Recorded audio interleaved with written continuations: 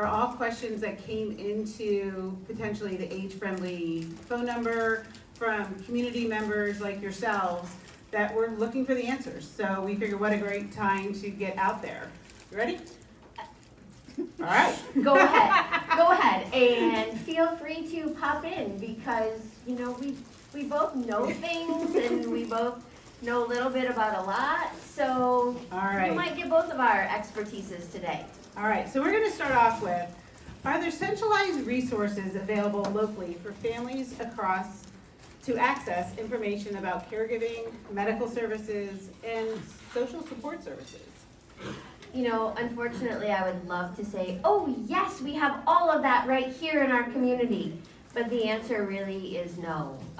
We do not have a centralized resources available to everybody here in the community. You all have those lovely little purple binders in front of you, and I'm going to ask you to go ahead and give them an open for me for just a second. So in there, you've got the Sage Aging Elder Care Guide. That right there is your one-stop shop for resources. There is a bunch of resources in there for seniors, for the community, for families. There's also medical information in there as well.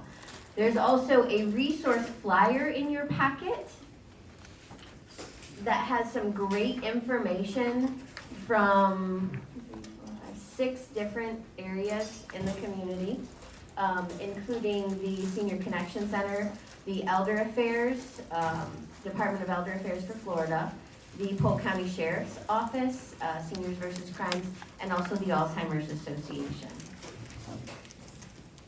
So we're gonna take a little sidebar for a second. The one thing Lakeland does not have is what? Senior center. Correct. The one thing Lakeland doesn't have is a senior center. So having a senior center would give us access to have all of these resources in one space. So speaking of senior centers, I know there's probably a lot of people in this room that have seen them, have visited them. Is there anything going on in the community about getting a senior center that you're aware of? There is. There is something going on in the community. And I believe it's with Age Friendly Lakeland, Lakeland Vision, about a senior hub. Anybody hear anything about a senior hub? Yeah, we have a few people that have heard about that. So I think, I'll interject here. What's really cool is I've been in Lakeland market for about 20 years now.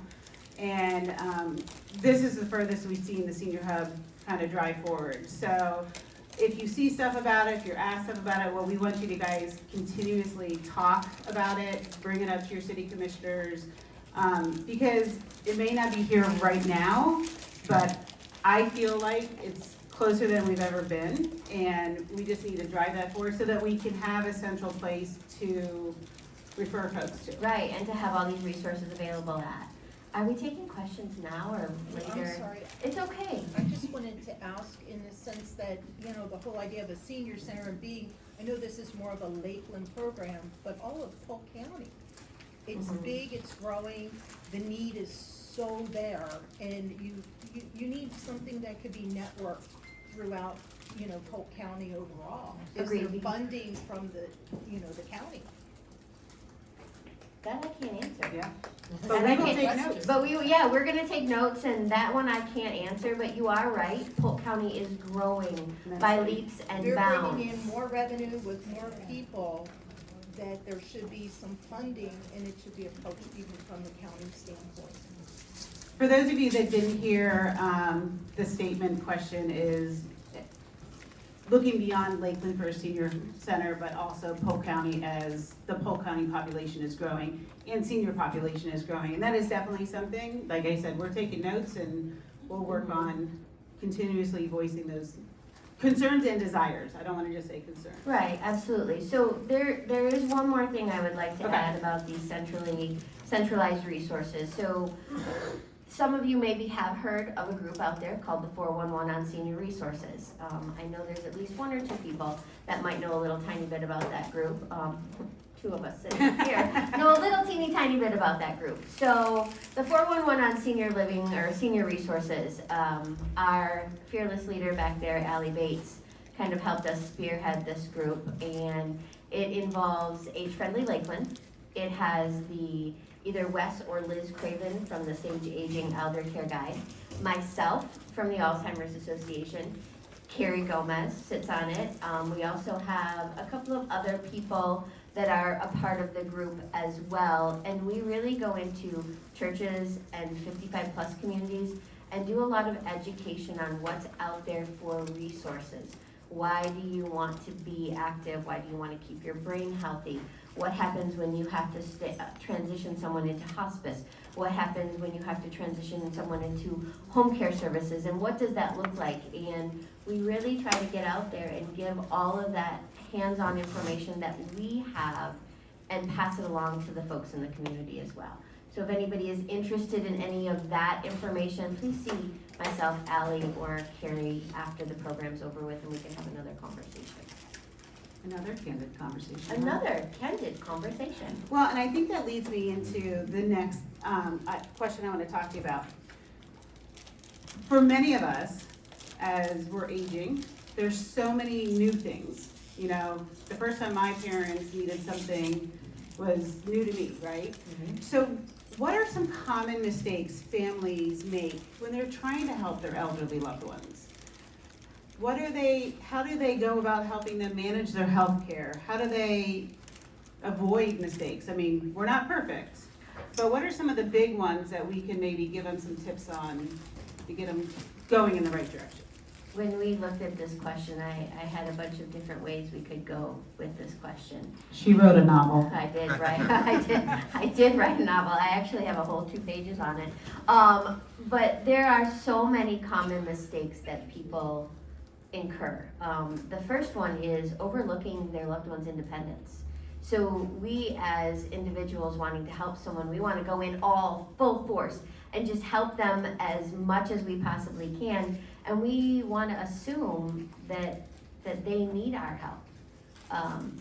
But sometimes they don't. So we really need to take a deep dive into our own loved ones' needs and not just assume that they need assistance, because maybe they don't need a lot of assistance, maybe they just need a voice to be heard, the ears to listen to.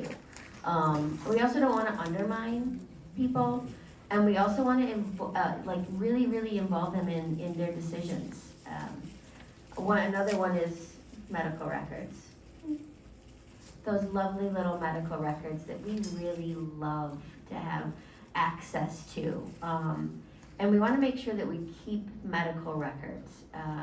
Not keeping records is really a bad thing. So we want to maintain organized medical records. Because if there's an emergency like the one we had, I don't know, what was it, 2 weeks ago? You mean that hurricane? Yeah, that, lovely little Milton, I think it was, a couple of weeks Nobody ago. will think of Milton Bradley the same anymore. No one will think of that.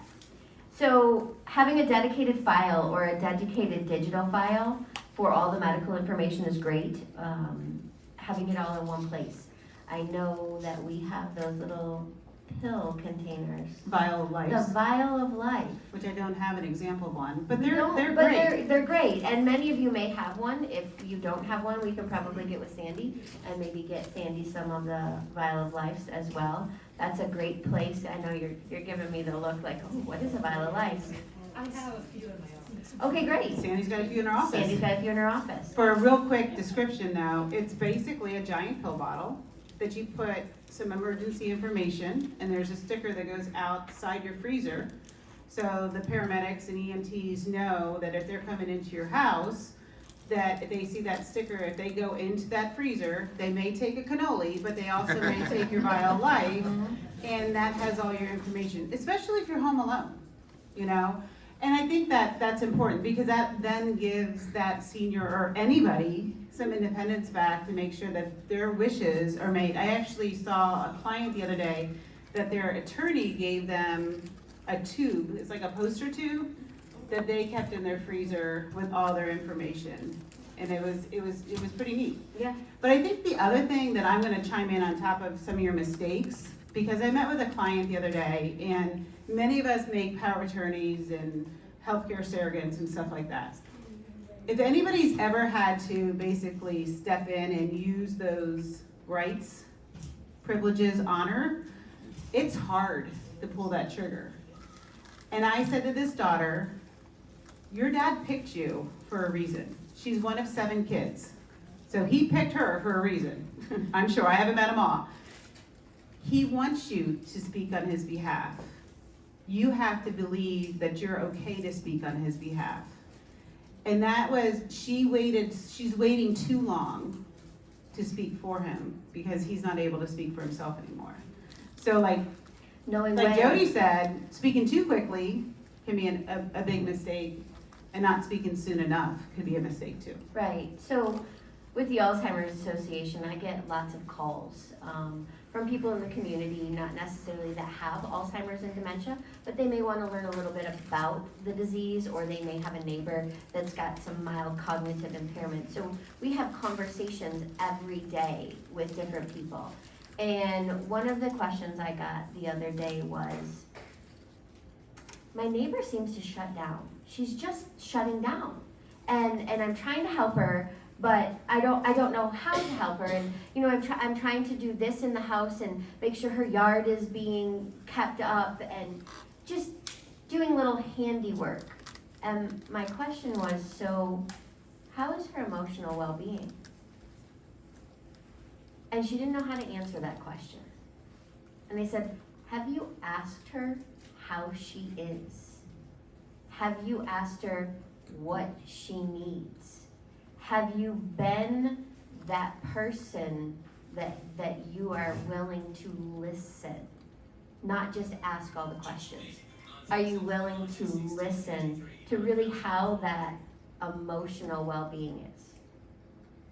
And there was silence on the phone, complete utter silence. And I had to say, hello, are you still there? And she goes, I've never asked her how she was. I've never asked her those questions. She goes, I just assumed that she was fine, and I just wanted to get all the physical things done instead of asking the emotional well-being question. Because it's easier to check off that the trash went out, check off that she got her groceries. Right, and It's tough to ask about the emotions. it is, and many families just go ahead and step in instead of encouraging that independence and encouraging them to do things for themselves, to what are your hobbies, what do you like to do, how many people have you talked today? Kari and I had this conversation right before we sat down, kind of doing a well-being check, and I want to challenge everybody in this room right here, right now, to figure out that person that is a neighbor, a friend, an elderly relative that you can do a check-in on every once in a while, and just make sure that they're doing okay. Which is a perfect segue to my next question for you. Okay. So how does social isolation affect the physical and mental health of an older adult? And what community programs are out there and available to address these big concerns? I mean, we definitely have seen social rewind? It's all right, rewind. Go ahead. Isolation, No. I can't say. Social isolation. How about there we go? They're by themselves. They're by themselves, yeah. And let's just say, let's be honest, over the last 4 years, that's been a big topic. So what's it- going on in Lakeland and Polk County that we can help with that? Well, there's lots going on. There is a lot going on. I mean, how many of you are here today? Over 60 people are here today. That's a good thing. You're not by yourself, are you? No, and you're not by yourself. So, let's back up a little bit and say social isolation has basically increased tremendously since that C word out there, COVID. We all see things a little bit differently than we did before, and some people have not actually gone back out into society, and we want to encourage that. But that buddy call reminder, like we said before. So is anybody familiar with the Lakeland Parks and Recs department? And all the things that are going on at all the different parks that we have in our community? Is that a yes? Do I see some nods? Sorry, I don't have my Nods. glasses on, everybody. You We know, see I have nods and yeah, we see handshakes, nods and little handshakes. Tai Chi moves. Also churches with the older adults ministry. I know Sandy has a very active community with her older adults ministry. How many of you have been out to Bonnet Springs Park and taken advantage of all of that? So, great. So, what about all of the companies like with me, we have support groups for people who are in need. We also have people that we can connect others with. Like if you have Parkinson's issues, we can connect you with the Parkinson's people. We also, there's so many. I have lists and lists and lists, but I don't want to get into all of the lists because there's just so many things. So we have how many of you are familiar with the Rath Senior Connection Center? We have a few people that are familiar with them. Do you know about their Senior Scholars Program? Yeah, how many of you have taken advantage of the Senior Scholars Program? This kid Yeah. back there. So what we're saying is there's multiple of opportunities to do this. It's just, there's two factors. One, you have to be able to reach out and find them. Mm-hmm. Okay, so if you're not sure, again, you've got the guide in there that has lots of resources. The other one is you may have to identify either one that you're kind of pulling in yourself, which is hard to admit, right? And the other may be, you know what, you haven't seen your neighbor out in a while, or you haven't seen your mom out in a while. So how do we help encourage taking a buddy out? So I love that you say that. So I live on a street, and one of my neighbors is actually here today. I'm not exactly sure where he is. Oh, there he is, over there. So I live on a street in the historic district, and we are very mindful about what is going on the street. And if we haven't seen someone in a while, we do that buddy check, or we do that phone call, or we just are like, hey, hi, how are you? Or, I'm just gonna call you out, Kevin, when your wife was gone for so long, we're like, when is Renee coming back home? And it was just that double check to make sure that everybody was okay.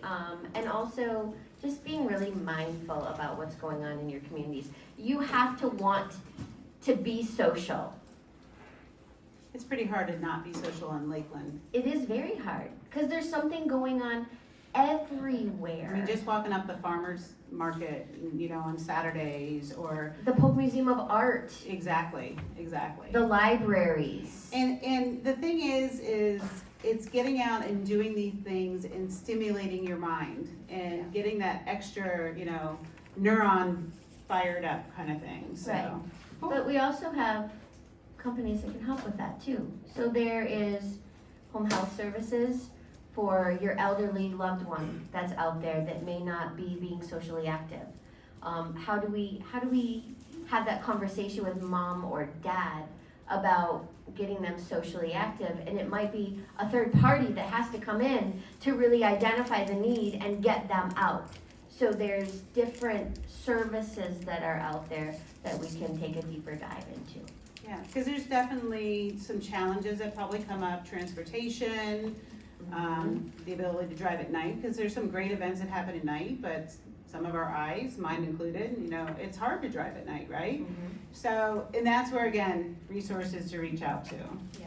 Okay. So, taking it a little bit further, because is there anybody in this room that does not have a doctor's appointment in the next 6 weeks? Right, exactly. So managing doctor's appointments. And how many of this room had 14 doctor's appointments rearranged because of Milton, right? Because either the clinic was closed, there's no power. Correct. So how do we help our loved ones, ourselves, our elderly in the community, and I say ourselves because I am including myself in this statement, to manage our appointments and our medical information? Like, I had an appointment. Yeah. That was supposed to be Thursday, so the day after Milton came, right? I had 3 text messages, 2 emails, and a phone call saying it's canceled. And I was grateful for that, because I had another appointment on Friday that I showed up for that didn't even happen, but nobody told me. Oh. So what do we do about that? Is it something that we need to educate the medical field on? Is it something that we, I hear, yay, Yes, Jennifer. yes. Or how do we help mom and dad with that, or? Right. So again, I had an appointment, I got a text message that says, your appointment has been canceled. Okay, great. I get text messages, I understand text messages. I have a whiteboard in my kitchen, and I have it split in half, and my husband's on one side and I'm on the other. And I keep those appointments written on there, and then when I get a phone call, before I ever talk to write it down, I go to the whiteboard, and if it's gonna be changed or whatever, I make sure that it gets changed on that whiteboard. And then I have also a granddaughter that lives with me, and she's got her space on the whiteboard, and it's been a godsend trying to get, and especially over the hurricane thing, when Yeah. they called and said, we're closing, and I said, well, we have an appointment tomorrow. Well, it's gonna be next week, and I just, I finger erase that little date. So finding a system that works for you is important. Finding Yeah. a system, well, that is a great tool. Having that whiteboard on the refrigerator to negotiate all those appointments. There's so many things we can talk about here, and I just wanna, for time purposes, Let's talk about patient portals then. then let's do patient portals. Okay. So how many of you in this room have a patient portal? How many of you regularly access your patient portal? How many of you know how to access your patient portal? How many have no idea what How their many- patient yeah. portal is? There's at least one here, There's there at we least go. one person that doesn't know how to access a patient portal. So many times our doctors give us these patient portals, and they've taken that step out of having that conversation and that phone call with you. And now all of a sudden you get something that's on a patient portal, and you're looking at those results and you're like, oh, what do I do with this now? I can't get a hold of anybody. And yeah. So we want to talk about patient portals. So if you don't know what your patient portal is, you don't know how to look up a patient portal, before you leave that doctor's office, you need to have someone at that office walk you through the patient portal. Trust me, they are not that busy that they can't take 5 minutes to help you and assist you with the patient portal. The other big thing about the patient portals is, as we age, sometimes we need an extra set of eyes on things. So me, I share my patient portal with someone else. I want to give them access to that information so that they have a set of eyes on it as well, and they may see something that I don't see. So sharing that patient portal with someone who is very, very important to you, who's an extra set of eyes, is another wonderful thing to do. So 2 things that I take away from that part of the conversation is, 1, if you don't know how to access your patient portal, make sure you ask at your office. The other thing, actually there's 3 things. The other thing is, if you were like me, who had an appointment courtesy of Milton canceled, and you did not get notified, have a conversation with your clinician's office and say, can you text me instead of putting it in my portal? Because I didn't have internet, I couldn't get into my patient portal. I was saving my phone battery for the important phone calls. Not that the doctor's not important, don't tell them that. So have that conversation. Maybe they can set you up on a text message or a phone call. It's all automated. And then the third thing is like Jody says, is if you have someone in your life that you trust and you value, maybe share that patient portal access, so for some reason if something happens to you, they can get in there and either 1, reach out to your doctor for you, and 2, have access to the information. The third thing I'll throw in there, don't go read your test results and then get on Google MD. Because by the end of it, you're gonna have more anxiety, more issues than you had to begin with. If So- you do not have the credentials of MD after your name, please do not Google health considerations and decisions and issues. Cause I am one that likes to play doctor, and I'll be like, oh my goodness, what is this? And then I'll go to the greatest, worst side of something and say, this is what I have. It's not a tumor. So really, do not play Google MD. We are, I don't know if there's any doctors in this room. We but if you're- apologize. Yeah, we apologize, and we're gonna, disclaimer that one, but if you don't have an MD after your name, don't go and assume anything. So we probably have about one or two more questions, and we're gonna run through here real quick, and then we're gonna take questions from the audience. Right. So what policies or changes would you suggest our community to prioritize to better support our aging residents? So I think conversations like this Yeah. is one way to do it. Your local government is out there as well. How many of you have ever called like Age-Friendly Lakeland or Lakeland Vision to express a concern or anything like that? Not a person. Oh, thank We had you, one Gail. hand. Thank you. Can I say thank you, Gail? You call yourself? You call yourself. And then, so yes, there is, so again, you can call the RAS Senior Connection Center to get you connected to different places as well. But there are no policies out there right now. There's none of that. So in order to create policies, we have to have people like you call in to specific places so that we can create those policies. And I'll share an initiative that Age-Friendly Lakeland is doing with Lakeland Chamber of Commerce Yeah. right now. So, we are launching, and it's not like full blanket, so, but ask me afterwards if you want, but we're promoting age-friendly businesses. So we are actually developed with multiple people over, I guess, the last year or so. What does an age-friendly business look like? You know, what are the benefits? Do they have electric doors? Is the music at the right tone? Are there seats there? And we started with the Lakeland Chamber members to do a self-evaluation of their businesses. And it's been interesting. It's just starting to trickle back in. But the questions that we are posing to them are making them think about their business.